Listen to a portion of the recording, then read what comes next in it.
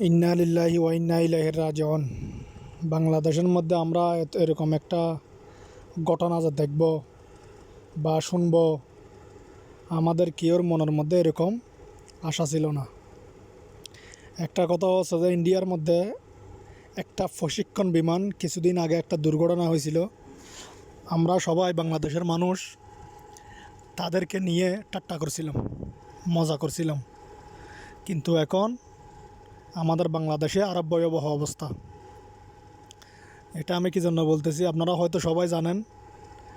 বাংলাদেশের মধ্যে ঢাকা উত্তরার মধ্যে একটি প্রশিক্ষণ বিমান হিস্টে পড়ে যায়। পড়ছে যে শিশুর যে স্কুল আছে, প্রাইমারি স্কুলের মধ্যে এই উপরে এই বিমানটি পড়ে। প্রায় 29 জন, এখনও পর্যন্ত জানা গেছে 29 জন শিশু মারা গেছে। 29 জন শিশুর মধ্যে 14 বছরের, 11 বছরের, 10 বছরের, 8 বছরের সব ধরনের ওখানে মেয়েরা এবং ছেলেরা আছে। শিশু, ছোটো ছোটো শিশুগুলা যে মারা গেছে এরকম। বাংলাদেশের এখন পরিণতি অনেক খারাপ, বাংলাদেশের অবস্থা এখন বেশি খারাপ।